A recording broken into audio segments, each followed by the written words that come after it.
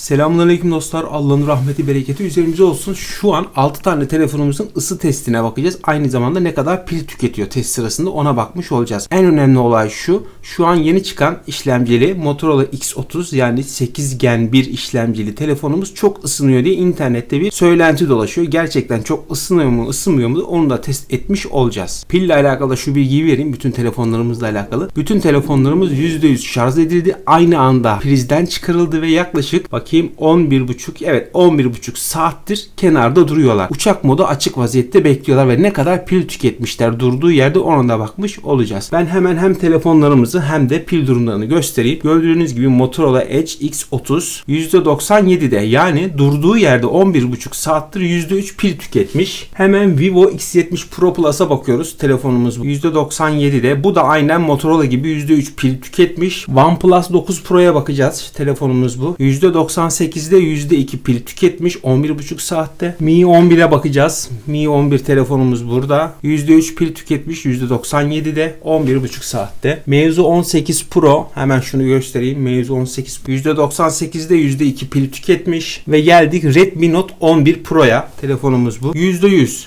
Bu telefon çok enteresan. %100 olduktan sonra bir türlü %99'a düşmüyor.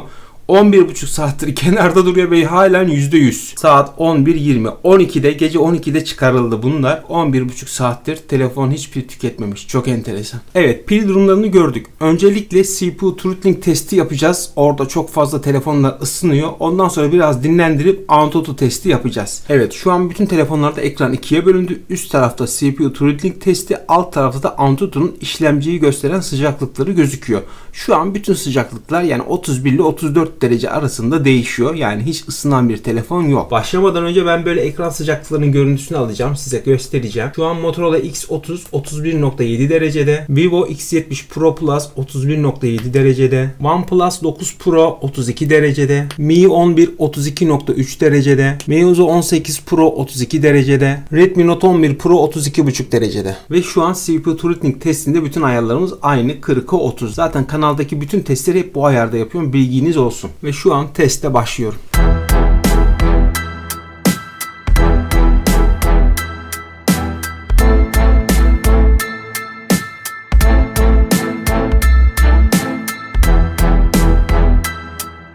Çok enteresan bir şekilde Motorola Edge X30'un işlemcisi yani 8 Gen 1 işlemci ve Redmi Note 11'in işlemcisi MediaTek Dimensity 920 işlemci bir türlü ısınmıyor gözüküyor Antutu'da. Çok enteresan. Telefonu elime aldığımda da çok fazla ısınmıyor gözüküyor. Fakat ekrandan dolayı büyük ihtimalle ekranlar çok ısınacaktır diye düşünüyorum. Zaten test edip göreceğiz. Bu arada bütün ekran parlaklıkları da full açık vaziyette. Bilginiz olsun.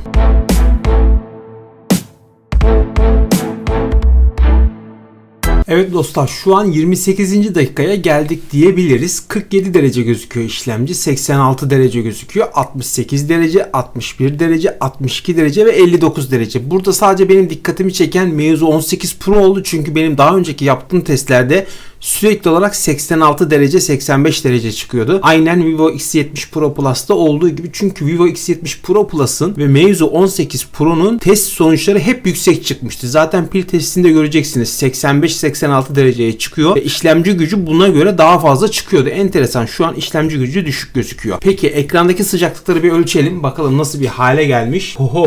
Bayağı ısınmış gözüküyor ekranlar. Şu an Motorola Edge X30'un ekranı 54,4 derece. Vivo X70 Pro Plus'ın ekranı şu an 58 derece. Vivo X70 Pro Plus yanıyor. Şu an OnePlus 9 Pro'nun ekranı 49,8 derece. Şu an Mi 11'in ekranı 45,2 derece. Meizu 18 Pro'nun ekranı 49,4 derece. Ve en az ısınan telefonlardan biri Redmi Note 11 Pro'nun ekranı şu an 45,2 derece. Kasadaki sıcaklık olarak ne hissediyor derseniz şu an Vivo X70 Pro Plus yanıyor.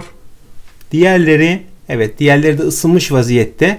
Ama Vivo X70 Pro Plus acayip derecede ısınmış vaziyette gözüküyor. Evet, şu an görüyorsunuz 10 saniye içinde, yaklaşık 10-15 saniye içinde bütün işlemciler soğumaya başladı. Anında sıcaklıklar düştü. Ben hemen pil durumlarını bir daha size göstereyim. Şu an Motorola X30'un piline bakıyoruz. %82'ye düşmüş. Vivo X70 Pro Plus Pil durumu gerçekten acayip ısınmış. Kasa elimi yakıyor şu an. %76'ya düşmüş. Metal kasa olduğu için ve işlemci 86 derece 85 dereceye kadar çıktığı için şu an kasa yanıyor. Şu an Motorola Edge X30'un kasası kesinlikle Vivo kadar ısınmamış. Zaten metal kasa olduğu için de bu tip telefonlar daha çabuk ısınıyor, daha çabuk soğuyor. OnePlus 9 Pro %80'e düşmüş. Bayağı pil tüketmiş. OnePlus 9 Pro'nun kasa sıcaklığıyla Motorola Edge X30'un kasa sıcaklığı bile aynı değil. OnePlus daha sıcak duruyor elde. Mi 11'e bakalım. %83'e düşmüş. Meizu 18 Pro %88'e düşmüş. Gerçekten çok az pil tüketmiş Meizu. Çok enteresan. Çok enteresan. Ve Redmi Note 11 Pro %90. Yani en az pil tüketen telefon.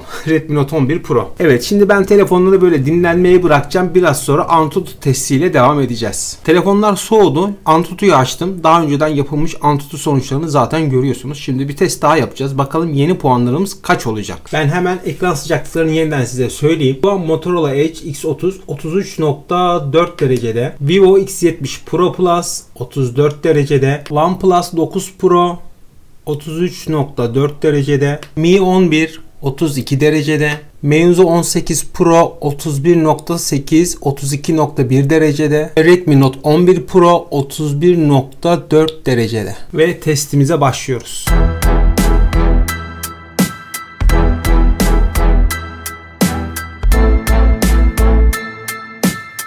İşlemcileri sayacak olursak Snapdragon 8 Gen 1 işlemci, Snapdragon 888 Plus işlemci, 888 işlemci, 888 işlemci, 888 işlemci, MediaTek Dimensity 920 işlemci.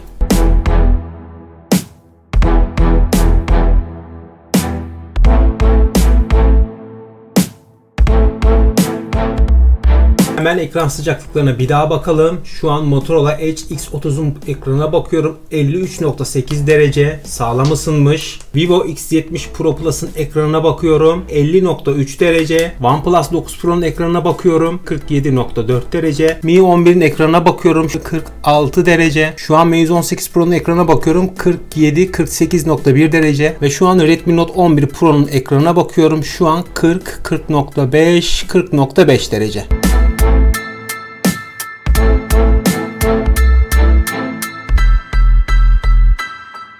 Evet, şu an testler bitti. Test sonuçlarına baktığımız zaman zaten bir öncekiyle 3 aşağı 5 yukarı aynı sonuçlar çıktı. Mesela şu an Motorola Edge X30'a baktığımız zaman pili %6 tüketmiş Antutu sırasında ve pil 8 derece yükselmiş. Vivo X70 Pro Plus o da %6 pil tüketmiş ama pil 10.2 derece yükselmiş. OnePlus 9 Pro %5 pil tüketmiş ve 11.1 derece pilin sıcaklığı artmış. Mi 11 %5 pil tüketmiş ve pilin sıcaklığı 12 derece artmış. Meizu 18 Pro %6 pil tüketmiş ve pilin sıcaklığı 13 derece artmış. Ve her zaman en düşük sonuçları veren Redmi Note 11 Pro %4 pil tüketmiş ve 7.1 derece pilin sıcaklığı artmış. Gerçekten Redmi Note 11 Pro'nun işlemcisi hem az pil tüketiyor hem de az ısınıyor. Tebrik ederim. Evet, güç performansı bunlara göre düşük ama pil tüketimi olarak baktığımız zaman ve sıcaklık olarak baktığımız zaman da bunlardan daha güzel çalışıyor gibi duruyor. Peki şöyle yakından bakalım. Motorola Edge X30 bakalım %74'e düşmüş. Yani saat şu an 12.39. Yani 12,5 saatte yaptığımız testlerle beraber %26 pil tüketmiş. Ve gelelim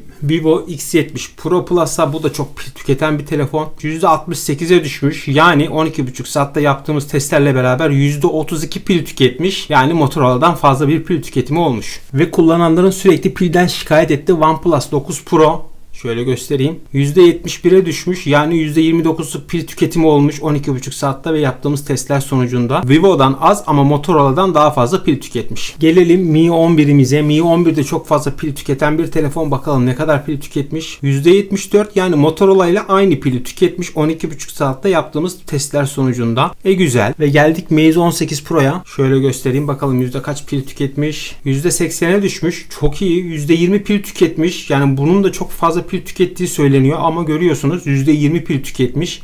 12,5 saatte ve yaptığımız testler sonucunda. Yani bunlara göre en az pil şu an bu tüketmiş. Harika. Ve geldik en az pil tüketen telefonumuza, Redmi Note 11 Pro. Onu da şöyle göstereyim. Bakalım kaç pil tüketmiş? %84. Harika harika harika. %16 pil tüketmiş. 12,5 saatte ve yaptığımız testler sonucunda. Ve bu telefonlara göre en az pil tüketen bu. Tabi her telefonun miliamperi farklı. Ama kullanıcı gözüyle bakarsak, yani bu telefonlara herhangi bir kullanıcı sahip olduğunu varsayarsak, bu telefona sahip olan kişi pil olarak en şanslı kişi olabilir. Evet dostlar, umarım yardımcı bir içerik olmuştur. Bu içeriği çekmeme vesile olan Motorola Edge, yani şu telefon Motorola Edge X30 olmuş oldu. Çünkü internette bununla alakalı dehşet ısınıyor gibi yorumlar vardı. İşte gördük ne kadar ısındığını.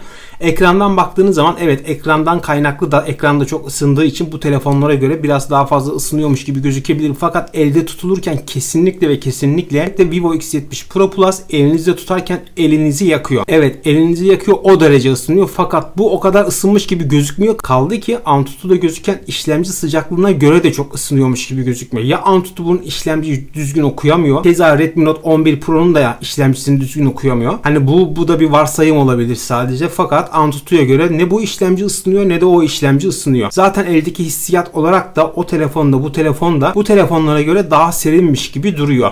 İkisi de plastik kasa olduğu için olabilir. Her şey olabilir. Velhasıl kelam, yaptığımız test sonuçları burada. Pil tüketimleri burada. Ekrandaki sıcaklık ölçerleri de size gösterdik. Karar size ait. Motorola Edge X30 yani Snapdragon 8 Gen bir işlemci gerçekten çok ısınmış mı şu cihazlara göre, yoksa normal mi? Kararı siz verin. Umarım yardımcı bir içerik olmuştur. Kendinize dikkat edin. Allah'a emanet olun. Hoşça kalın.